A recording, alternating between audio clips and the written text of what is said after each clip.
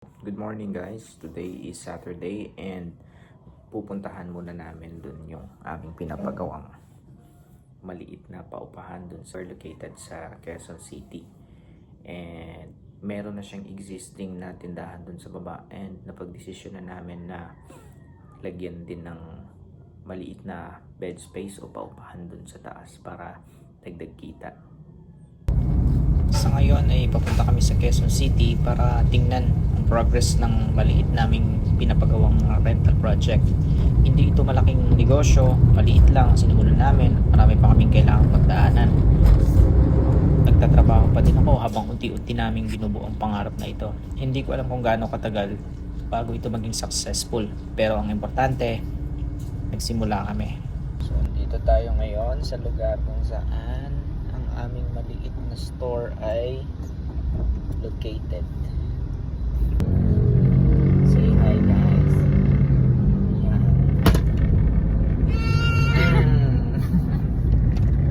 At ang aming panganay. Ito. Yan. Check namin yung lugar or yung pinapagawa namin na construction. Kung ano na yung update. Marami ang nakikita lang ang natapos na negosyo, pero bihira nilang makita ang stress, gastos at mga desisyong kailangan mong gawin bago makarating doon. Kaya gusto kong i-document ang buong journey, walang filter, walang pagpapanggap.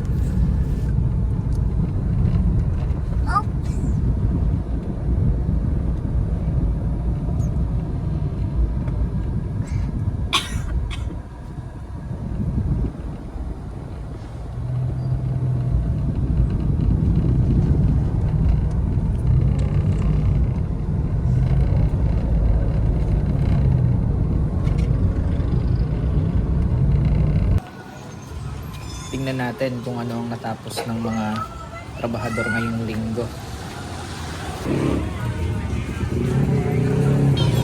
Habang nagtatrabaho ako sa weekdays, tuloy din ang paggawa ng pangarap namin dito. Unti-unti nang nabubuo ang second floor. Hindi naging madali ang lahat. Maraming gastos, maraming pagod at maraming beses na napaisip kami kung itutuloy pa ba namin. Pero bawat hollow block, bawat bakal at bawat semento na inilalagay nila ay isang hakbang papalapit sa pangarap naming magkaroon ng sariling negosyo. Ginagawa sa taas, may bubong na din siya. Alam sa kataas. Yung tinibag na hagdan.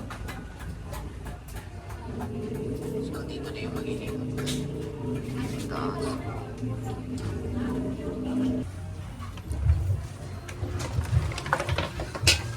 Yeah. Boss. Oo. Tinibag na.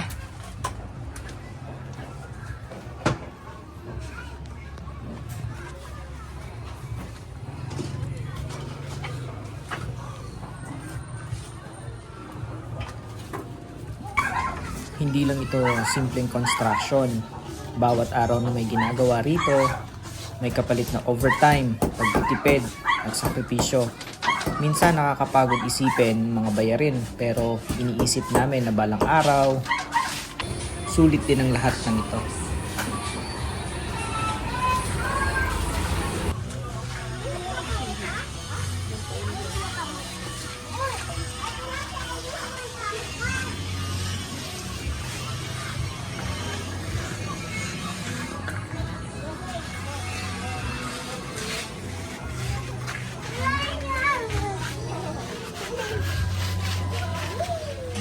Meron na rin kami pinagawa dito na maliit na tindahan, so we decided na lang to put pakupahan dun sa taas para dagdag din na extra income. Napakaliit niya lang, ang sukat niya is almost 2x9. Yan, ang mga paninda dito sa shop. Yan.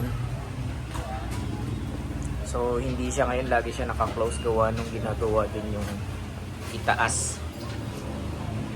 yung mga paninda namin. Langis, alak. Ito, mga langis ng motorsiklo. Kape. And mga suka, toyo, mantika. Kompleto din po dito. No? Pwede din. Ito ngayon ginagawa siya. So pinatanggal namin tong hagdan dito dati kasi masikip. So ang gagawin, yan, may aircon din yung lagayan.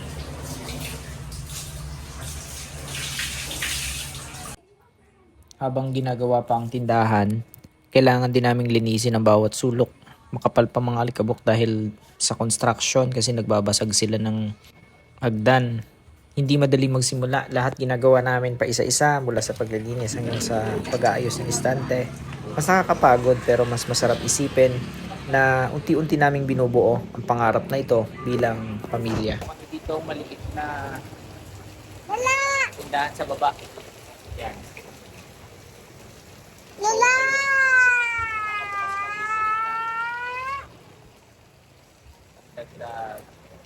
Dagdag kita. Uwi na po kami with my baby Leah.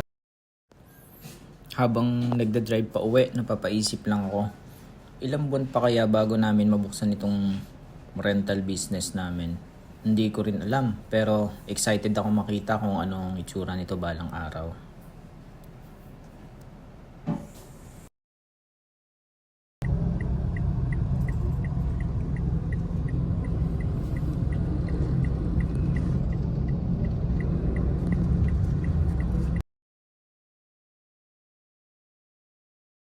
Maraming salamat sa pagsama niyo sa unang episode. Kung gusto niyo makita ang tunay na journey namin mula sa simpleng tindahan hanggang sa sana ay maging matagumpay na rental business at iba pang mga proyekto, samahan niyo kami sa bawat episode. Hindi ko alam kung gaano katagal ang journey na ito pero siguraduhin kong magiging totoo ang bawat episode na ito.